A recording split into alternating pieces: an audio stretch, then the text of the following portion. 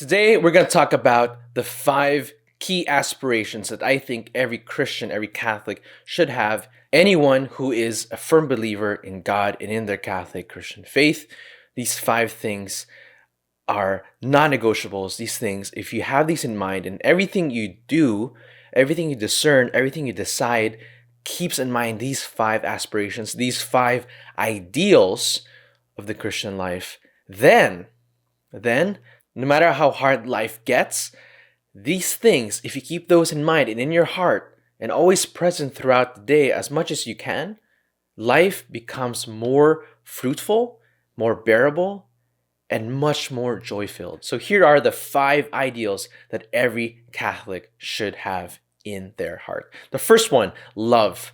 Love, which is the greatest commandment.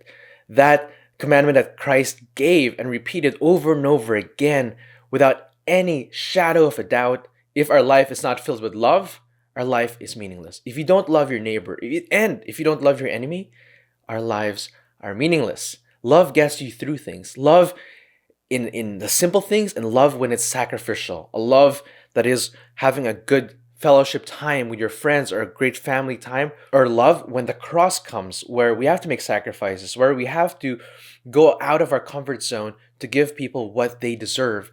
Love always. You cannot, if this very first thing is not part of your life, make it a part of your life, right? A lot of our issues and problems come when love is not present. Number two, peace. Peace, it's something we contribute to. Peace is something we long for. Peace is something that we hold deep in our hearts. It's what we desire at the end of the day. We want to rest, right? Peace that is calm. Peace that is security. Peace that tells us everything will be okay, right?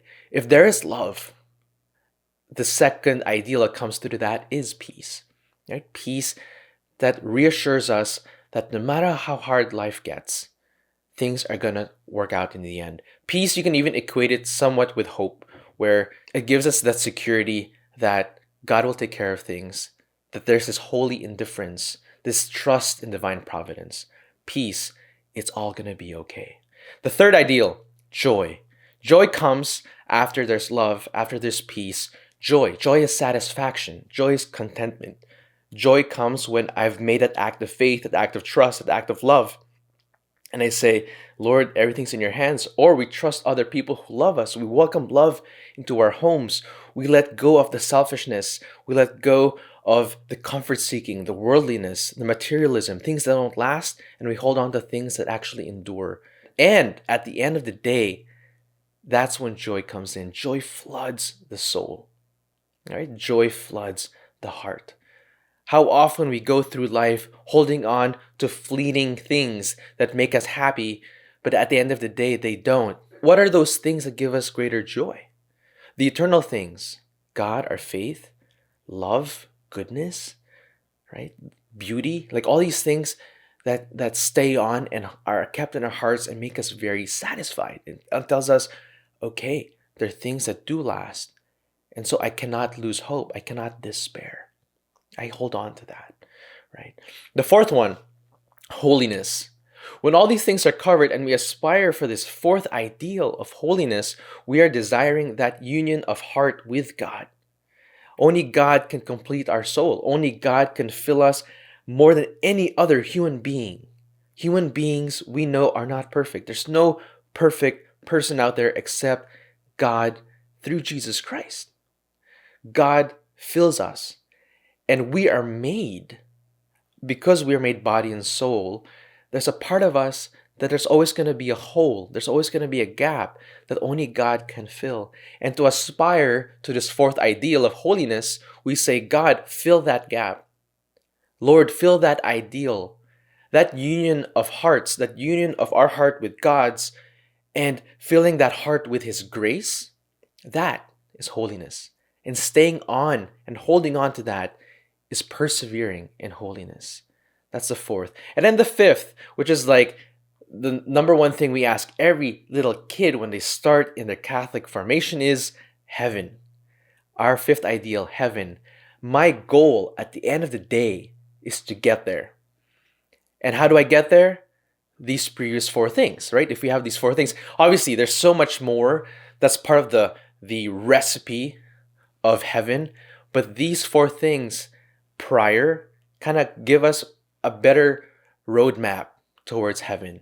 If we don't have any of these five in our lives, if we take a step back and ask ourselves, do I have these five things? What's lacking? What can be better?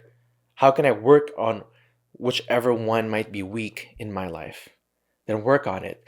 And let's not forget, part of our Catholic duty is to strive for these five things, but also to help others make that happen. If you have a spouse, your vocation in life is to help them achieve those five things. And if you have children, your vocation in life, your mission is to help them achieve those five ideals.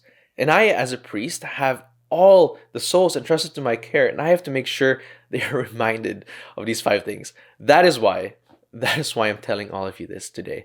This is something that has been in my heart in the last few weeks. These are the things that give me peace when people ask, what should I do? And I just remember the five things, right? Love, peace, joy, holiness, and heaven. So let's remember that for this week. Strive for that, share that, talk about it, and think about it, and think about what are the things in my life could use more of this. Where am I lacking? Where am I flourishing? Where is God leading me to? What can I work on, right?